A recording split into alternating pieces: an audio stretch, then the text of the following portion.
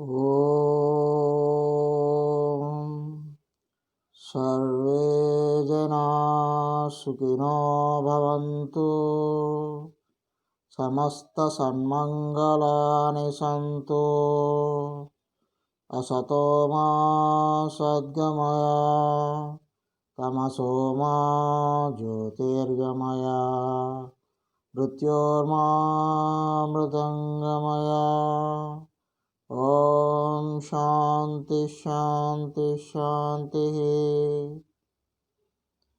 Hi viewers, this is Dr. T. Madhusudana, lecturer in commerce, Government College for Men, Kadapa, Andhra Pradesh. In the series of videos, we have been learning different important topics relating to the GST. So in this video we try to learn the process of determination of value of supply. So GST లో supply యొక్క విలువను నిర్ధారణ చేయడం అనేది ఒక ముఖ్యమైనటువంటి ప్రక్రియ. దాని ఆధారంగానే జిఎస్టీ అనేది విధించడం జరుగుతుంది. సో ఈ వీడియోలో మనం ఆ సప్లై యొక్క విలువను ఏ విధంగా నిర్ధారణ చేస్తారు అనే అంశాన్ని తెలుసుకుందాం.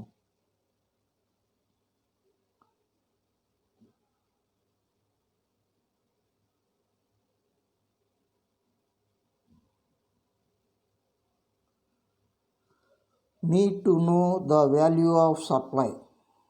సప్లై యొక్క విలువను ఎందుకు మనం తెలుసుకోవాలి? What is the need? There are two important reasons behind to know the value of supply. For levying tax under GST, we need two things. One, on what amount tax is to be levied, and second one, at what rate tax is to be levied. So మనకు జిఎస్టీలో రెండు ప్రధానమైనటువంటి అంశాలు, అంటే GST tax విధించడంలో మనం రెండు అంశాలు ప్రధానంగా తెలుసుకోవాలి. మొదటిది, ఏ అమౌంట్ మీద మనము ట్యాక్స్ విధించాలి, ఏ రేటు చొప్పున ట్యాక్స్ విధించాలి. ఈ రెండు అంశాలు చాలా ప్రాముఖ్యతను సంతరించుకున్నాయి. Unless you know these two aspects, you cannot levy GST on any goods or any services. So the amount on which tax shall be levied under GST, that depends which tax shall be levied, that is on intrastate supply CGST plus SGST or UTGST, and on interstate supply IGST is termed as value of supply. Unless and until we know what is the value of supply of goods or services or both, we cannot calculate tax. So just we need to calculate the value of supply of goods or services or both, and then we find the relevant tax rate from the GST tariff containing details tax rates levied on different goods and services. So మనకు జిఎస్టీలో tax విధించాలి అంటే తప్పనిసరిగా ఏ మొత్తం మీద tax విధించాలి అనేది మనకు తప్పనిసరిగా తెలిసి ఉండాలి. సో దాన్నే మనము సప్లై విలువ అని అంటాం. సో అది తెలిస్తేనే మనకు దాని మీద ఇంట్రాస్టేట్ ట్రాన్సాక్షన్ అయితే సిజిఎస్టీ మరియు ఎస్జిఎస్టీ లేదా యూటీజిఎస్టీ విధిస్తాము. అదే ఇంటర్ స్టేట్ సప్లై అయినట్లయితే ఐజిఎస్టి విధిస్తాం. ఈ అంశం తెలియకపోతే మనం ఏ ట్యాక్స్ విధించాలి, ఏ రేటు చొప్పున ట్యాక్స్ విధించాలి అనేది కూడా మనకు తెలియదు.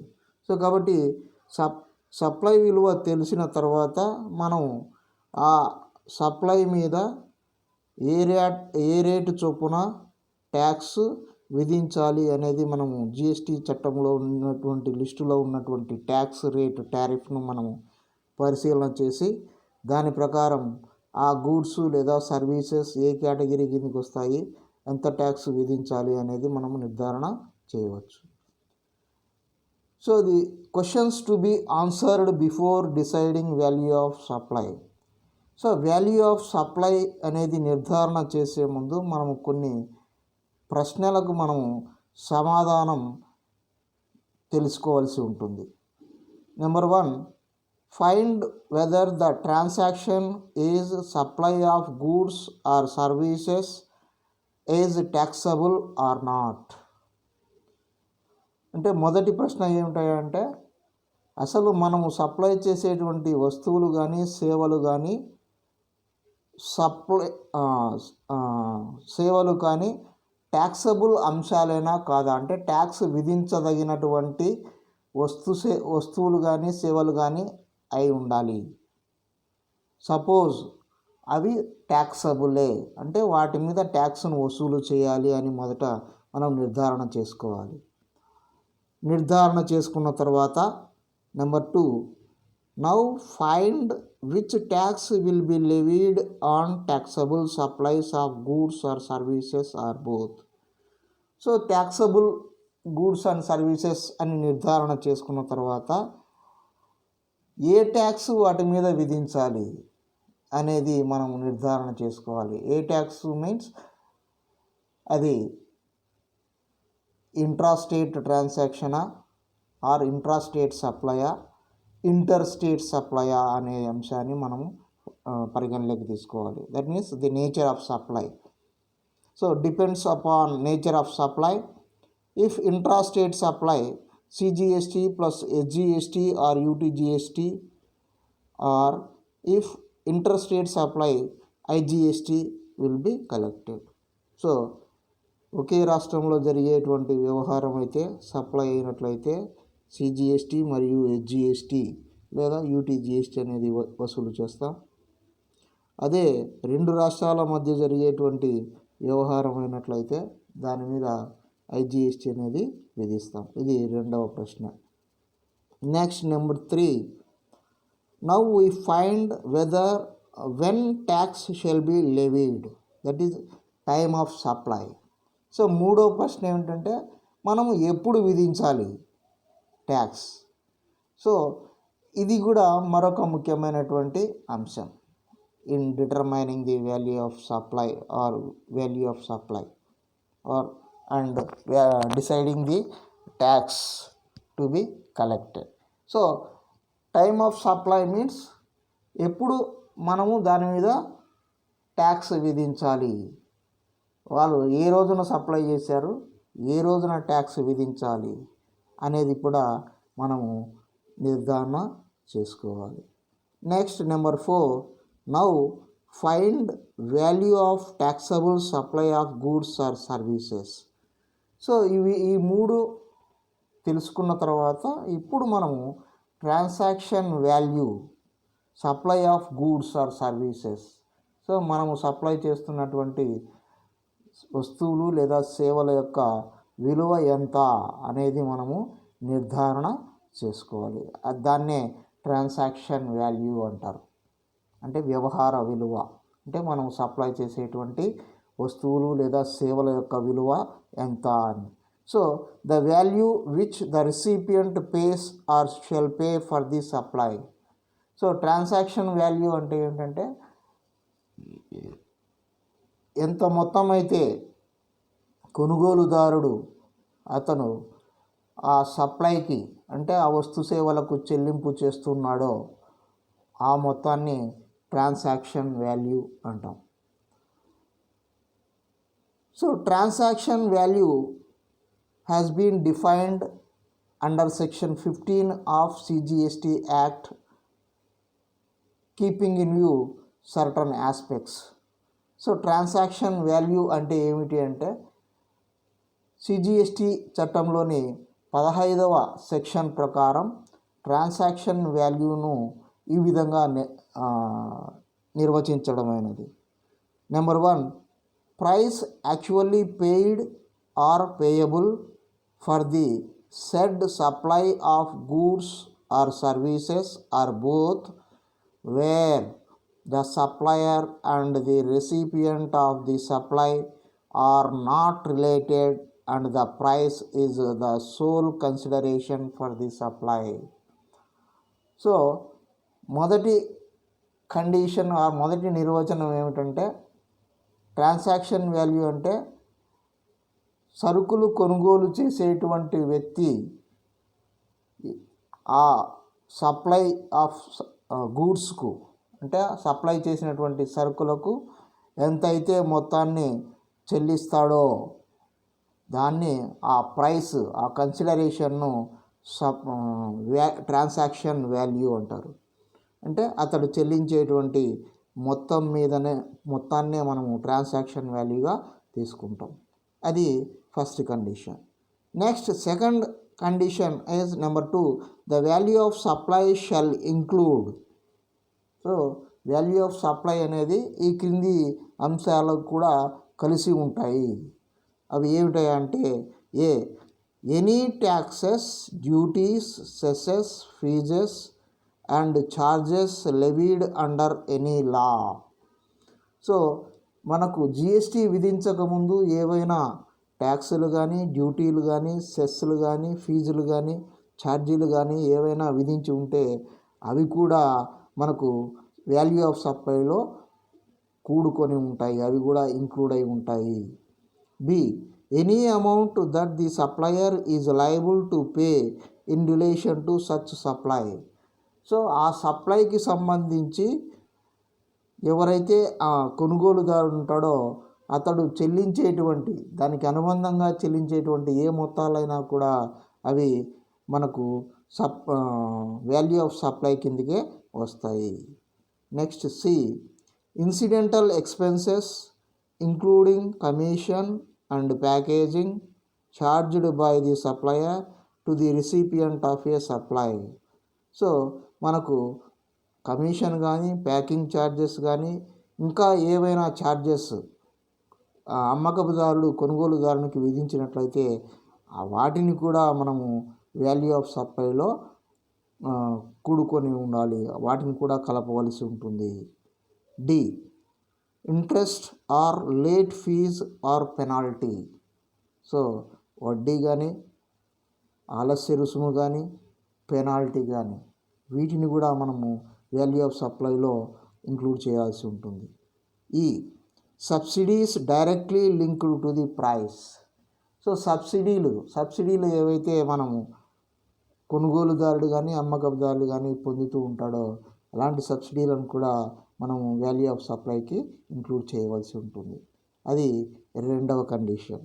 Number 3, the value of supply shall not include any discount which is given before or at the time of supply, after the supply has been effected. So value of సప్లైలో మనకు discount అనేది దాన్ని మినహాయింపు లేదు వాల్యూ ఆఫ్ సప్లైలో. అది ముందుగా ఇచ్చిన discount కానీ, లేదా సప్లై చేసేటప్పుడు ఇచ్చిన డిస్కౌంట్ కానీ, లేదా సప్లై చేసిన తర్వాత ఇచ్చే డిస్కౌంట్ కానీ వీటికి మనకు జిఎస్టీ క్యాలిక్యులేషన్లో అంటే వాల్యూ ఆఫ్ సప్లైను నిర్ధారణ చేయడంలో వీటిని మినహాయింపు చేయడానికి వీలు లేదు. That is another condition levied by under CGST Act section 15. Number 4, where the value of the supply of goods or services or both cannot be determined under subsection 1, the same shall be determined in such manner as may be prescribed. So ఎక్కడైతే మనకు supply యొక్క విలువను నిర్ధారణ చేయడానికి వీలు కాదో అలాంటి పరిస్థితులలో సో ఆ మొత్తాన్ని ఒక ప్రిస్క్రైబ్డ్ అంటే ముందుగా నిర్ణయించినటువంటి ఒక పద్ధతి ప్రకారం దాని విలువను నిర్ధారణ చేయడం జరుగుతుంది. అంటే మనకు విలువను వస్తు సేవల యొక్క సప్లై యొక్క విలువను నిర్ధారణ చేయడానికి వీలు లేని పక్షంలో చట్టం నిర్దేశించిన ప్రకారం ఆ విలువను నిర్ధారణ చేయవలసి ఉంటుంది. Next number 5, not with standing anything contained in subsection 1 or subsection 4, the value of such supplies as may be notified by the government on the recommendations of the council shall be determined in such manner as may be prescribed. So, subsection 1, subsection 4 prakaram value of supplies as notified by the government. So మనకు GST council నిర్ధారణ చేసిన మేరకు ఆ వస్తు సేవల యొక్క విలువను నిర్ధారణ చేయడం జరుగుతుంది. సో ఇది మనకు వాల్యూ ఆఫ్ సప్లైని మనము జిఎస్టీలో నిర్ధారణ చేసేటువంటి విధానం. సో ఈ విధంగా నిర్ధారణ చేసిన తర్వాత మనకు ఈ జిఎస్టీ అనేది ఏ ట్యాక్స్ విధించాలి, ఎంత శాతం విధించాలి, ఎంత మనం గవర్నమెంట్ అకౌంట్కు చెల్లింపు చేయాలి మొదలైన విషయాలన్నీ నిర్ధారణ చేయబడతాయి. సో ఆ ప్రకారమే మనము ఆ వసూలు చేసినటువంటి ట్యాక్స్ను మనం వసూలు చేసి వ్యాపారస్తుడు అందులో తనకు రావాల్సినటువంటి ఇన్పుట్ ట్యాక్స్ క్రెడిట్ ఎంత మినహాయించుకోవాలి, దేని నుంచి మినహాయించుకోవాలి, ఈ ప్రొసీజర్స్ ఈ ఫార్మాలిటీస్ అన్నీ కూడా చక్కగా పాటించి వాటిని తన మినహాయింపు పోగా అంటే తాను వసూలు చేసుకోవాల్సిన తనకు రావాల్సినటువంటి ట్యాక్స్ మినహా నికర మొత్తాన్ని ప్రభుత్వ ఖాతాకు అంటే స్టేట్ గవర్నమెంట్ ఖాతాకు కానీ లేదా సెంట్రల్ గవర్నమెంట్ ఖాతాకు కానీ లేదా రెండింటికి కానీ ఎంత మొత్తం చొప్పున డిపాజిట్ చేయాలనో అంత మొత్తం చొప్పున ఖచ్చితంగా మనము ఆ ప్రిస్క్రైబ్డ్ టైం పీరియడ్లోనే మనము చెల్లించవలసి ఉంటుంది. సో అలా చేస్తే వ్యాపారస్తులు కానీ వ్యాపార సంస్థలు కానీ ఎలాంటి రిస్కు పడకుండా సాఫీగా వ్యాపారాన్ని కొనసాగించుకొని లాభాలు ఆర్జించుకోవడానికి అవకాశం ఉంది. సో ఇది ఫ్రెండ్స్, ఈరోజు ఈ వీడియో మీకు నచ్చినట్లయితే దయచేసి లైక్ చేయండి, షేర్ చేయండి మరియు మా ఛానల్కు సబ్స్క్రైబ్ చేయండి. Thank you very much.